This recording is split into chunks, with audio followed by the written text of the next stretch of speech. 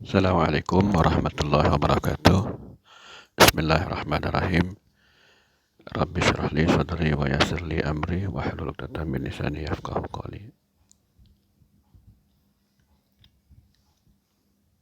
Baiklah anak murid cikgu, hari ini kita teruskan lagi mata pelajaran sains kita tahun 5, masih dalam unit 8, iaitu tajuk jirim. Jadi cikgu harap selepas cikgu terangkan proses kitaran air semula jadi di permukaan bumi ini, kamu dapat merumuskan apakah perkaitan proses perubahan keadaan jirim dengan pembentukan awan dan hujan.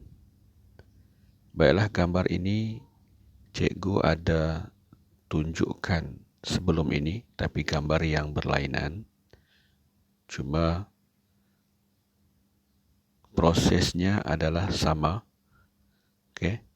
Ada air laut, ada awan, ada hujan dan kembali ke sungai. Jadi hari ini cikgu nak terangkan bahawa kitaran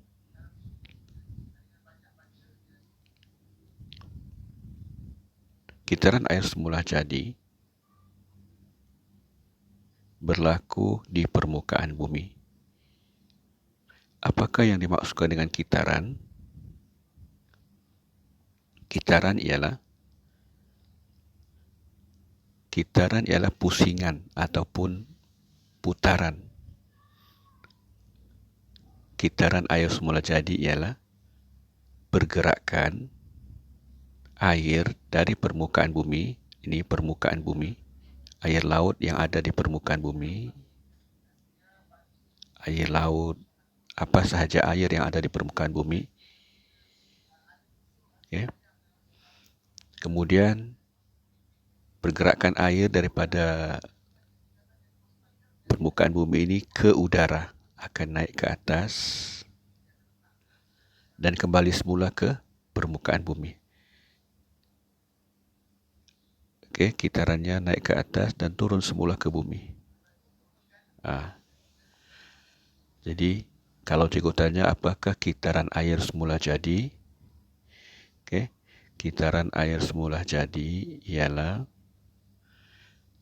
pergerakan air dari permukaan bumi ke udara dan kembali semula ke permukaan bumi. Bermakna kitarannya itu lengkap, daripada air laut ke atas awan, turun semula menjadi hujan. Ini kitarannya. Okey. Sekali lagi cikgu ulang, kalau cikgu tanya apakah maksud kitaran air semula jadi, kamu jawab kitaran air semula jadi ialah pergerakan air dari permukaan bumi ke udara dan kembali semula ke permukaan bumi. Kemudian, apa yang kamu perlu faham lagi ialah apakah yang akan berlaku apabila matahari memanaskan air di permukaan bumi. Semua air yang ada di permukaan bumi, air laut, air dari sungai, apa sahaja air yang ada di permukaan bumi, matahari akan panaskan dan apa yang akan terjadi ialah air tersejat. Jadi air akan tersejat. Okey. Air akan tersejat. Dan menjadi apa? Menjadi uap-uap air. Jadi proses ini dipanggil proses penyejatan.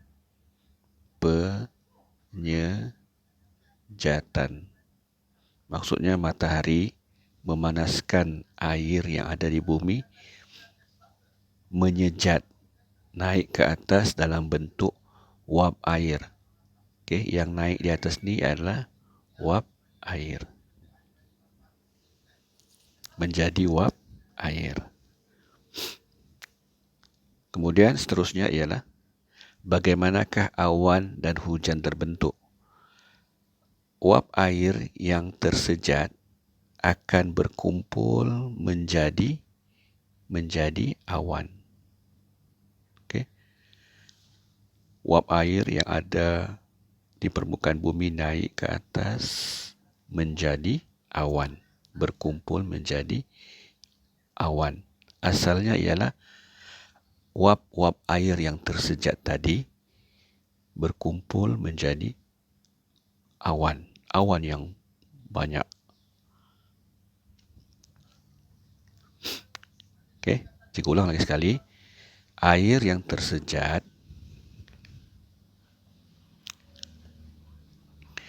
dan menjadi uap air. Kemudian uap air naik, sejuk dan terkondensasi. Okey, proses ini dipanggil terkondensasi. Ya. Terkondensasi. Okey, kepada titisan air yang kecil. Titisan air yang kecil. Titisan air ini berkumpul dan membentuk awan. Apabila titisan air menjadi terlalu berat, titisan air turun sebagai hujan. Okey. Turun sebagai hujan. Hujan turun di mana? Hujan turun di permukaan bumi, di bukit, di gunung, di mana sahaja. Hujan akan turun dan akhirnya kembali semula ke laut ataupun kembali semula ke permukaan bumi.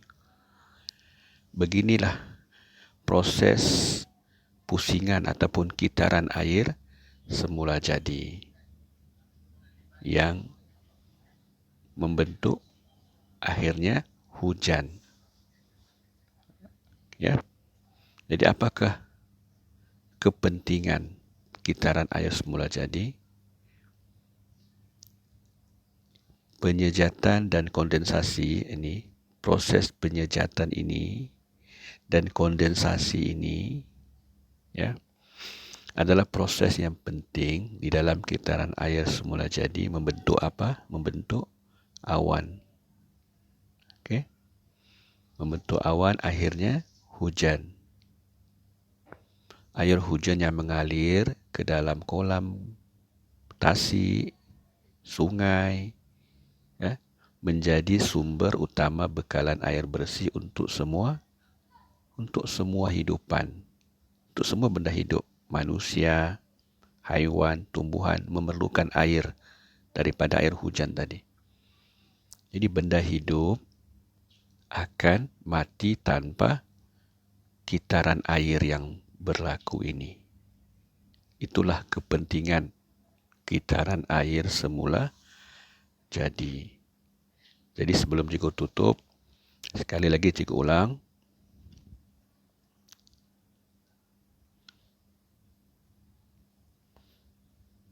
Kitaran air semula jadi bermula daripada permukaan bumi, okay, melalui satu proses M dipanggil proses penyejatan. Air yang tersejat menjadi uap air, membentuk awan. Awan melalui satu proses kondensasi, terkondensasi, membentuk titisan-titisan air dalam awan, akhirnya berkumpul berat, turunlah menjadi hujan. Okey, proses terkondensasi. Air hujan turun semula ke bumi, turun ke sungai, tasik, kolam, laut. Begitulah proses tanpa henti, proses hujan. Proses yang berterusan. Ya. Jadi kalau kita ikut susunan, air di bumi akan tersejat sebagai wap air, tersejat, penyejatan wap air, kemudian wap air terkondensasi di atas langit dan membentuk awan. Dalam satu tempoh masa, air turun sebagai hujan. Okey. Jadi, cikgu harap anda faham, itu sahaja untuk hari ini, bagaimana proses kitaran air semula jadi. Jadi jawab soalan yang cikgu berikan. Sekian dulu.